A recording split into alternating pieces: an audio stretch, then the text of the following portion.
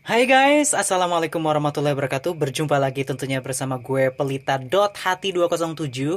Dan tentunya this is official akun dari Pelita.hati207, yang dimana akan memberikan wawasan dan informatif yang akan menemani aktivitas kalian baik di dalam maupun di luar kendaraan.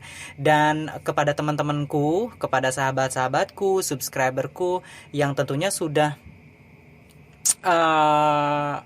sering sekali mendengarkan beberapa podcast dari Pelita Hati 207. Saya ucapkan terima kasih sekali. Dan bagi kalian yang baru bergabung, izinkan kami memperkenalkan diri bahwa Pelita.hati 207 adalah salah satu channel yang akan membahas berbagai macam pertanyaan yang ada di kepala semua orang.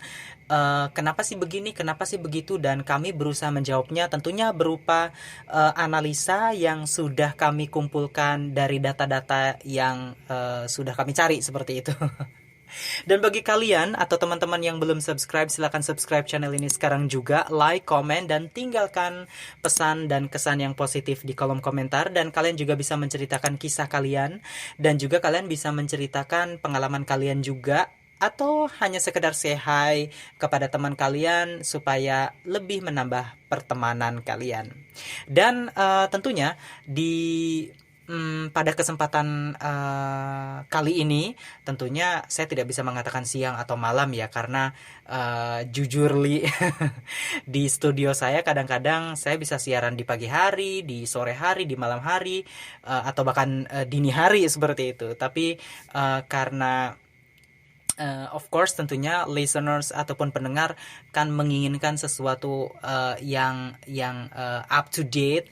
Jadi sehingganya saya hanya bisa menyapa selamat beraktivitas dan selamat beristirahat di dalam mendengarkan podcast ini. Nah, pertanyaannya adalah sebetulnya kemarin ketika kita lagi ngobrol-ngobrol saya dengan tim gitu, kemudian muncul sebuah pertanyaan dari netizen. Kak Pelita, kenapa sih angka perceraian di awal tahun 2019 itu meningkat?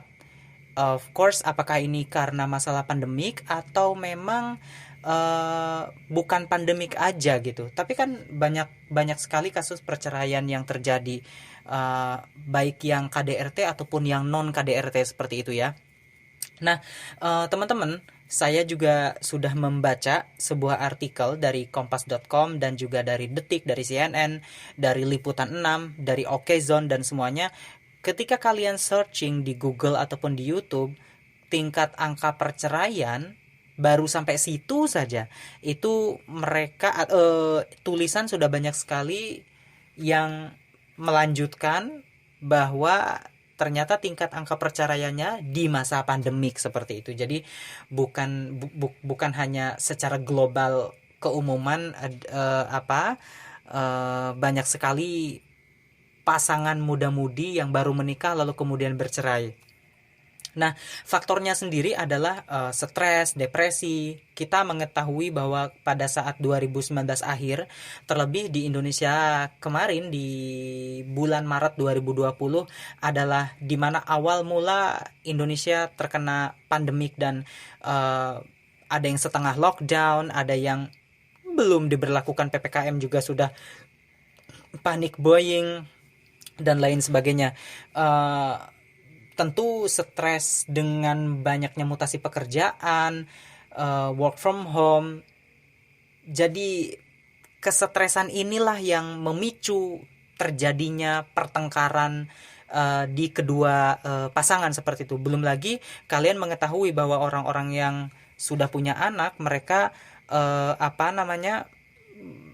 tugas daring dari sekolahan yang harus mengerjakannya juga orang tua. Ini menambah daya stres yang cukup lumayan berat yang dialami orang tua, sehingganya memicu kemarahan dan lain sebagainya. Belum lagi suami tidak bisa bekerja karena pabrik harus tutup. Kemudian kalaupun buka, pendapatannya juga tidak sebanding seperti hari-hari sebelumnya. Eh, Kalian tahu Presto nggak? Presto itu kan tempat alat untuk masak nasi ya. Itu kalau ditutup terus dan waktunya dibuka tapi nggak dibuka, itu juga terjadi ledakan seperti itu. Sama ketika energi si A sangat besar sekali, stres dan depresi, dan energi si B sangat besar dan stres dan depresi juga. Kalian bisa bayangkan berkumpul dalam satu tempat dengan kurun waktu yang lama, kalian bisa bayangkan apa yang terjadi, dan boom, ledakan itu terjadi. Ada yang menggugat cerai, ada yang pisah, ada yang berantem, dan angka ini tetap terus berjalan hingga 2021 akhir. Dan inilah yang menjadikan dimana banyak sekali negara-negara, bukan hanya Indonesia ya, di Amerika Serikat saja data yang sudah saya lihat, lebih dari 34% pasangan muda yang menikah di tahun 2018, 17 dan juga 16, mereka memilih untuk berpisah dikarenakan daya stres yang semakin meningkat. Kemudian juga di China 19 hingga 20% tingkat perceraian baik tua maupun muda. Norwegia juga, kemudian didukung juga di Prancis dan juga di Spanyol. Jadi banyak sekali negara-negara yang memang level ataupun tingkat perceraian dari rumah tangga di setiap negara itu sangat banyak sekali. Nah, lantas kemudian kita melihat ada yang rumah tangga yang memang bisa survive atau yang bisa selamat dari masa pandemik ini. Mereka yang bisa mengontrol emosi, mereka yang bisa bersabar, mereka yang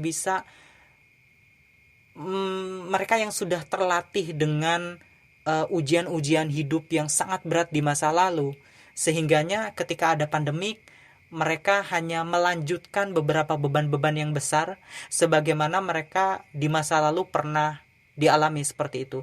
Dan hampir rata-rata yang kebanyakan yang survive justru orang-orang tua yang sudah punya anak banyak dan sudah punya cucu. Dan tadi yang sudah saya jelaskan, 19-20% angka perceraian di China maupun di Amerika sangat besar sekali, yaitu 34%. Itu hampir rata-rata pasangan-pasangan muda yang, jadi gini, tanpa ada pandemik pun rumah tangga awal itu kan biasanya sangat rentan sekali ya. Terjadi percekcokan, mungkin suami masih hangout, istri masih membalas pesan dari temannya, masih ingin belanja ini itu, sementara ada lagi permasalahan harus di mana pisah atau gabung dengan mertua, belum lagi urusan finansial, belum lagi urusan pekerjaan, permasalahan di kantor. Gabungnya suami istri di rumah yang hanya kadang ada yang 3 jam, ada yang sampai 5 jam, ada yang 6 jam, itu menjadikan rumah tangga tidak rentan terhadap perceraian. Kenapa? Karena tidak banyaknya interaksi dan tidak banyaknya perdebatan di antara rumah tangga itu. Tetapi pada saat masa pandemik, kita tahu adanya lockdown, adanya PPKM, adanya mutasi pekerjaan, adanya mungkin beberapa orang yang harus berhenti dari pekerjaannya. Seperti itu.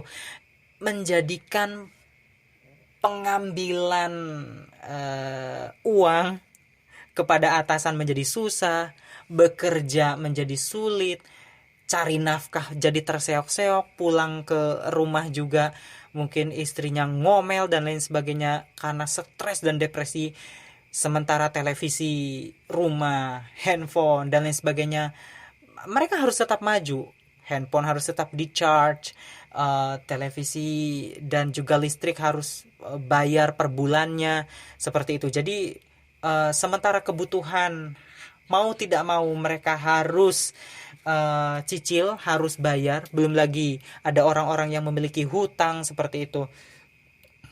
Ditambah dengan munculnya pandemi COVID-19, kemudian ada varian ini varian itu, bayangkan saja mental yang labil tentu akan menjadikan ini hancur dan runtuh seperti itu. Kita tidak bahas mengenai dampaknya ya kepada anak-anak, apakah broken home atau tidak dan lain sebagainya. Tapi inilah yang kemudian menjadi konsen kami untuk membahas ini, bahwa terakhir sebelum saya sudahi, tentunya saya ingin mengatakan bahwa Lihatlah wahai teman-teman, yang bisa survive adalah orang-orang yang sabar, orang-orang yang penuh komitmen bahwa apapun yang terjadi, badai sebesar apapun, kita harus bisa bertahan. Dan lihatlah orang-orang yang bisa survive adalah orang-orang yang memang sudah mengalami permasalahan hidup di masa lalu yang cukup lumayan besar dalam kehidupan mereka. Jadi pada saat ada pandemik itu, ya besar sih badainya, tapi karena sudah memiliki pengalaman di masa lalu, ya mereka bisa survive dengan seenergik mungkin gitu. Dan sih bahwa rumah tangga muda lah yang sangat rentan sekali terhadap angka perceraian ini. Tidak ada pandemik pun mereka banyak sekali cekcok dan keributan, apalagi dengan ditimpahnya pandemi semacam ini. Ini adalah ujian kita bersama, bukan cuma si A dan si B. Kita semua mengalami hal seperti itu. Bukan saja orang yang rumah tangga, non yang rumah tangga pun, bujangan, para jomblo dan jomblowati pun mengalami hal semacam ini. Nah, itu aja teman-teman pembahasan mengenai kenapa angka perceraian di masa pandemik ini meningkat tajam, dan tentunya kami sudah menguraikan apa penyebabnya, dan kemudian kami pun sudah memberikan saran yang semoga baik ke depannya, yaitu keep faith, tetap jaga suatu komitmen, karena bagaimanapun permasalahan, jika kalian memiliki komitmen untuk bersama, apapun badainya, baik badai pasir maupun badai air, setinggi apapun ombaknya, maka kalian bisa survive terhadap ujian ataupun permasalahan hidup kalian, terlebih mengenai rumah tangga ataupun perceraian ini. Nah teman-teman, itu aja ya yang bisa kami paparkan. Dan sekali lagi terima kasih menjadi pendengar yang setia, subscriber, liker, lalu teman-teman yang bisa share, dan tinggalkan komen juga yang positif. Tentunya bagi yang belum subscribe, silahkan subscribe channel ini sekarang juga. Dan akhir kata, saya pelita.hati207 mengucapkan assalamualaikum warahmatullahi wabarakatuh, dan tetap semangat teman-teman.